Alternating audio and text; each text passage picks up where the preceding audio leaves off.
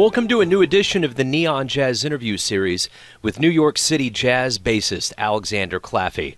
He's originally from Philadelphia and learned quite a bit in the clubs there about how to play and what jazz is all about.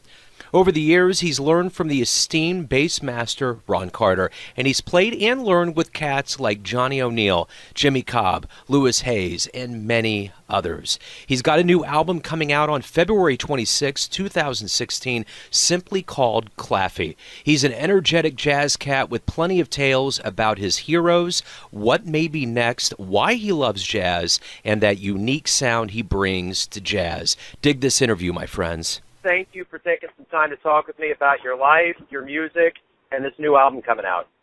Absolutely. I'm so happy to talk about it. So let me go ahead and get started here. I know that the new album is coming out, and there's a lot of excitement. It's called Claffy, and I want to get an idea from you as to what kind of activity is going into promoting this album. What's going on with it? You know, it's been a long process. Well, I guess some people could debate that, you know. In terms of the promotion process, we've been on it since before the new year, and you know, Rope-A-Dope's been doing a great job of getting the word out there, as well as EI, PR, who we've been working with, and also just kind of, you know, foot traffic in New York, or I should say like a street team of just people that know all the musicians and want to get the word out there about the music, and I'm just super grateful to have like such a great community of friends that I would want to help out and get the word out there. So talk to me about this album, the creative energy that went into this album, and what, how long did it take? Talk about just kind of the process that went into this. I've been writing this music. I'm 23. I've been writing this music since I was about 18, and it's just most of the music is inspired by this relationship that I had that was long distance, and I had met someone when I was on tour and decided to continue this relationship, and it was kind of a storybook sort of romance, and it just ended in this kind of really twisted way that I don't think either of us had foreseen. It's just, the music describes that, and I've been writing it ever since I was 18, and it's something that I needed to do for myself, you know, to move on from something, and yeah, the music portrays that. So essentially, I'd been writing this music for such a long time, I wasn't quite sure how I wanted to play it. I really hadn't met an engineer that I was, you know, connecting with on a musical or a production level, or somebody, you know, I just hadn't found the right studio with all those things. And then suddenly, in the fall of 2014, I met this amazing, not just an amazing engineer, but just an amazing person, Michael Perez Cisneros, who's done a lot of work with Kurt Rosenwinkel and Esperanza Spalding and a lot of different people. So after, you know, meeting Mike, I just decided it was finally time. I had had a lot of people breathing down my neck to do my own thing after, you know, being a sideman. After meeting Michael, it just all fell into place. Before that, I had met Ben Yunson and Jonathan Barber. We had worked together with J.D. Allen, and just everybody came together, and we made it happen, and we tracked. The initial first sessions were, January 2015, and the mixing, editing, overdubbing happened for the next 9 months after that. Yeah, then we started playing our first live shows in December, and it's been beautiful. Right on. Talk to me about your childhood. Where were you raised, and what kind of childhood did you get to give you kind of this love for music and for jazz specifically? Well, I think that I had a very unique childhood for where I grew up. I grew up about an hour outside of Philadelphia for most of my childhood. Towards the end of my childhood, I spent a lot more time in downtown Philadelphia, where my parents are from. But I grew up in this town called Westchester, Pennsylvania, and my parents are just great lovers of music. My father's a tremendous pianist and composer and arranger in his own right. His name's Joseph Claffy, and I grew up on the bandstand with him since I was about 5. You know, I learned piano and trombone, and then eventually bass later on after that. And also I did a lot of work as a child actor in a musical theater because my mother was an agent in New York City, so I was definitely exposed to all that as well. And yeah, they love the arts, they love music. They weren't quite sure they wanted me to go into the profession of music and move to New York because it is a struggle in a lot of ways. But yeah, I'm so grateful to them for supplying that interest in a way. So was there an album growing up that you listened to that kind of parted the curtain, so to speak, and really kind of showed you, like, the jazz light? You were like, wow. Oh, yeah. I mean, at first, it wasn't really jazz. Although my father, being a society pianist, I grew up with the songbook and musical theater very, very heavy. Whether it was learning tunes with him on the bandstand or just hearing him play or being on gigs from the time, I was very young. There were definitely a few jazz records that piqued my ears. I remember finding, a copy of Giant Steps in my basement. And my father, had listened to a lot of that stuff and Return to Forever and when he was in music school, but he's not really a jazz head.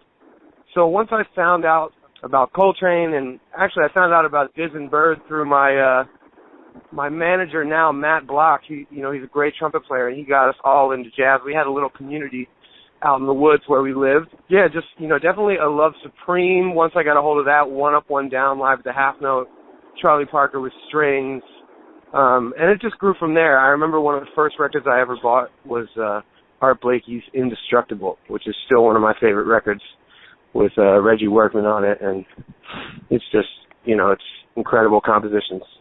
Absolutely. So why did you choose the bass? Well, it's funny. I feel like I didn't choose the bass, which can sound kind of corny, but actually, in a lot of ways, the bass chose me. I was a pianist, and I played trombone. I kind of, I sang. I played a bunch of different instruments, and I think my parents were kind of worried that I was a little too scattered in terms of, which instrument I was going to go forward with. But, my friends, including Matt, and also now this guy who's a great keyboard player and works in a lot of R&B bands, has a band called The Politics. His name is Jason Matthews. We all grew up together, and they had a band in middle school, and they were like, man, we don't have a bass player, so if you want to hang with us, you got to go buy an electric bass. So sure enough, I went and I bought my first Fender Jazz bass. That's how it all started from there. So when you were a kid, did you grow up wanting to get into music, or how did all of that kind of start for you? Yeah, from the beginning, I definitely knew that I wanted to be a musician for sure. I remember always trying to start a band. At the time, I was very, very young, Talk to me a little bit about your education. You obviously have learned with folks like Ron Carter, but give me an idea of not only what kind of impact learning with Ron would be like, but just your kind of jazz formal education. Most of my jazz education, I feel like, really stuck was from the clubs. I learned a lot at this place in Philadelphia called the Clef Club for Jazz. A lot of people went through there, Questlove, Jaleel Shaw, Jonathan Blake, Orrin Evans. A lot of people, came up hanging out over there with the older musicians. But, just hanging out down at Chris's in Philly and clubs like Time and in different places and getting to spend time around, the late, great Sid Simmons and Mike Boone, who's still playing great, just tons of great musicians, Byron Landham. So that was, the very informal Philly education that I had, and I feel like I learned the most there as well as on the bandstand with my father. But then when I moved to New York, I managed to get a scholarship to the New School for Jazz and Contemporary Music, and I studied there with a lot of great bass players, Andy McKee, the late, great Dwayne Burno, Ben Wolfe, Greg August, Orrin O'Brien from the New York Philharmonic, and a lot of great ensemble teachers as well, including, Andrew Cyril and Charlie Persip and Cecil Bridgewater. In terms of studying with Mr. Carter, I'll make sure that I'm not caught calling him by his first name, because as students, you always need to call him Mr. Carter, and rightfully so. He's arguably the greatest living jazz bassist and really just an incredible mind and incredible teacher, and the time that I have spent with him has just been beyond profound. He's one of those people that greatness just kind of comes off of him, and you learn so much just from being in a room with somebody like Mr. Carter. So let me ask you this. You've gone on, obviously things have worked well. You moved to New York City in 2011. You played with Johnny O'Neill, Jimmy Cobb, Louis Hayes, Wallace Roney. Talk to me a little bit about playing with big shots like that. What's that been like for you? I'm extremely grateful for it, because there's so many talented cats, especially young people that, nobody has ever heard of, or maybe, they're not that well known, And while I feel that way at the same time, I just feel so lucky that I've been able to spend time around the masters, and there's some degree of making it happen for yourself and going and finding them.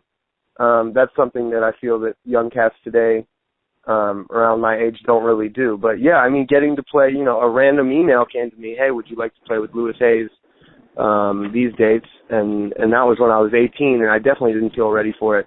Nor did I feel ready for it when I appeared with him at Dizzy's Club Coca-Cola at Jazz at Lincoln Center, but you just got to step up to the plate, and those guys, they just want you to play strong. They come from a generation of people who played very strong and really believed in every note that they played. So I definitely learned that from playing with, Louis and Jimmy Cobb, which is, just wow.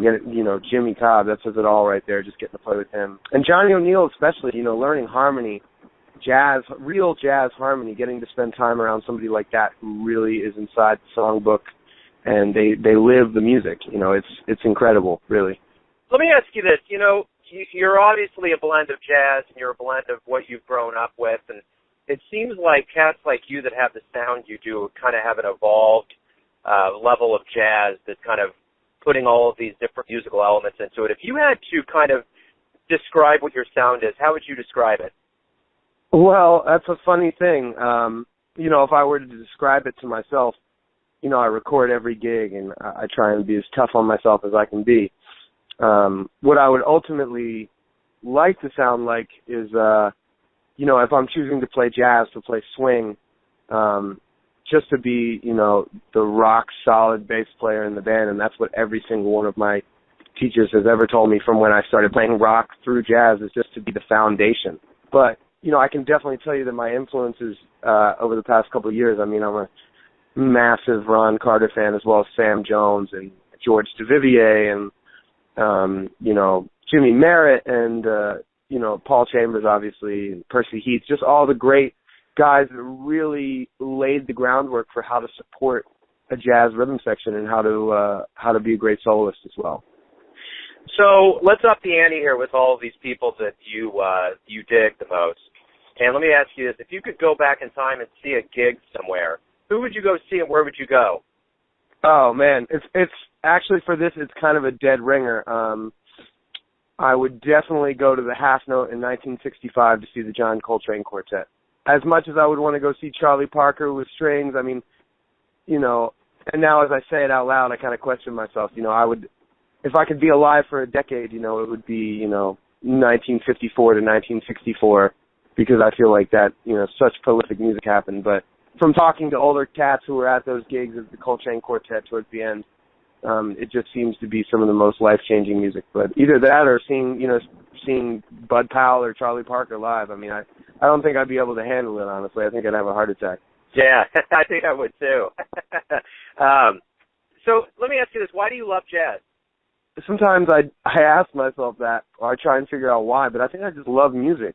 And I think being from Philadelphia, on the same street, you had to know, some John Coltrane songs and some Bud Powell and some Charlie Parker.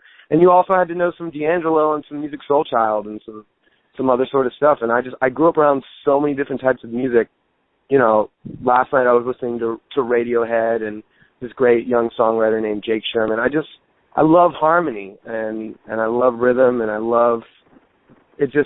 It makes me feel a certain way. But loving swing, really, I feel now that I'm very spoiled from being in New York and getting to hear somebody like Joe Farnsworth or any of the old masters really swing. Once you hear that, or you hear the force of like Harold Mayburn, it's a feeling that jazz gives you, and there's nothing like it, especially when you're playing it. So I guess that's why. That's awesome. Let me ask you this. Everyone has a version of who Claffy is. Your family does, your friends do, your fans that are in the crowd, your business people, but who do you think you are? There's a lot of different sides, Being a musician is only one side, but when you move to New York and you decide to make it a lifestyle choice, it kind of is, it is your one main side, it encompasses everything. There's different musical sides to me. Personality-wise, we all, I'm a Gemini, so they say that I have a bunch of different sides, or two different sides at least, but I just feel that it's all encompassed in the music, and I just, I feel I'm constantly growing as a person, especially at this age, and everybody knows that I love music, and I love other people, and I want to help out as much as I can, especially with other struggling musicians, you know? Absolutely. So you're relatively young. You're on the cusp of releasing a brand new album. If we hook up in 10 years and I ask you what's been going on, what are you going to want to tell me has happened? Well, let's see. I would hope in 10 years, wow, that's a deep question. I got to mull on that for a second. In 10 years, I would hope to, still be alive. No, I'm just kidding. I would really hope to be playing and with all my peers and building something really strong that we've all built, in terms of the music that, great guys around my age like Benny Benack and Emmett Cohen and Jonathan Barber and, there's all these young musicians that are just starting to rise above the fold and get out there, and I really hope that whatever we build over the next 10 years is strong and we're all supporting ourselves doing it. And also that I'm playing with some of the masters. There's a few people that I haven't gotten to play with that I would love to play with, and sometimes it's difficult, but I mean, hopefully those dream gigs, and also maybe, have a family, have a teaching position, maybe be out of New York at this time for a little while and have some headspace. That's a great kind of way to wrap everything up with a little crystal ball notion. Thank you for taking some time to talk with me. Good luck with the new album and your career, man. It's great music. Thank you so much, and it's great to, be on your show and keep doing what you're doing for the music. We love you. Thanks for listening and tuning in to yet another Neon Jazz interview, where we give you a bit of insight into the finest players in New York, Kansas City, and spots all over the world, giving fans all that jazz. And thanks to Alexander for his his time, and all that music. If you want to hear more interviews, go to Famous Interviews with Joe Domino on the iTunes Store, or visit the neonjazz.blogspot.com for all things Neon Jazz. Until next time, enjoy the music, my friends.